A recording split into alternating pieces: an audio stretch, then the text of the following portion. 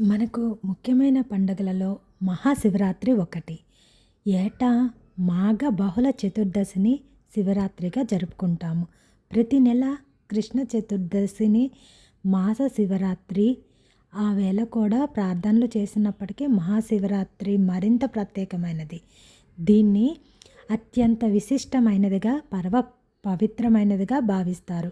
శివరాత్రి రోజున ఉపవాసం ఉండి జాగారం చేస్తే పాపాలన్నీ నశిస్తాయని, పుణ్యం వస్తుందని భక్తుల నమ్మకం. ఉదయాన్నే లేచి తలస్నానం చేసి పూలు పళ్ళతో శివునికి పూజ చేస్తారు.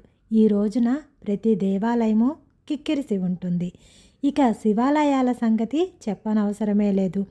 ఇసుక వేస్తే రాలినట్లు భక్తుల రద్దీ కనిపిస్తుంది. అభిషేకాలు పూజలతో పరమశివుని ఆరాధిస్తారు. భక్తుల పాలిట కల్పతరువైనటువంటి శివునికి ఈ విశిష్ట దినాన రోజంతా ప్రత్యేక పూజలు జరుపుతారు. రాత్రి కూడా దేవాలయాలు తెరిచే ఉంటాయి. పూజలు భజనలతో శివనామం మారుమోగుతూ ఉంటుంది. ఈ పర్వదినాన లింగాష్టకం, శివ పంచాక్షరి జపిస్తారు. దీపారాధన చేసి భక్తి ప్రపత్తులతో రుద్రాభిషేకం చేస్తారు. శివ పార్వతుల కళ్యాణం చేస్తారు. రోజంతా పరమేశ్వరునికి ప్రార్థనలతో చింతనలో గడిపి రాత్రి జాగారం చేస్తారు. శివరాత్రి పర్వదినానికి ఉపవాసం, జాగారం ముఖ్యం. భక్తులు ఈ రోజున పరమేశ్వరుని ఆరాధించటమే కాకుండా ఏ తప్పులు చేయకూడదని, అబద్ధాలు చెప్పకూడదని విశ్వసిస్తారు. ఏడాది పొడవునా ఏ పూజలు చేయని వారు కూడా ఈ శివరాత్రి రోజున ఈశ్వరుని ప్రార్థించి శివ సన్నిధి పొందినట్లు పురాణాలలో ఎన్నో కథలు ఉన్నాయి.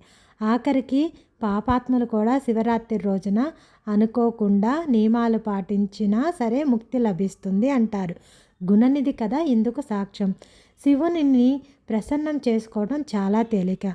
అందుకే ఆయనను భక్త వశంకర అన్నారు. బ్రాహ్మణ కుటుంబంలో పుట్టిన గుణనిధికి ఏ ఆచారాలు పట్టవు. దుర్గుణాలన్నీ అలవర్చుకుంటాడు. అన్ని విధాలా పతనమైన అతను మహాశివరాత్రి నాడు కావాలని కాకున్నా అన్నం దొరక్క ఉపవాసం ఉంటాడు. ప్రసాదం దొరుకుతుందనే ఆశతో దేవాలయానికి వెళ్తాడు. చీకట్లో కనిపించక అవసరం కోసం దీపం వెలిగిస్తాడు. జాగారంలో తూగుతున్న భక్తుల అలికిడికి భయపడి పారిపోబోయి అనుకోకుండా శివ సన్నిధానంలో ప్రాణాలు విడుస్తాడు. ఆ విధంగా ముక్తి పొందుతాడు. అది సంగతి. శివరాత్రి మహత్యం అంతటిది. మీ అందరికీ మహాశివరాత్రి శుభాకాంక్షలు. ఈ పండగ మీకు సర్వ శుభాలను చేకూర్చాలని కోరుకుంటూ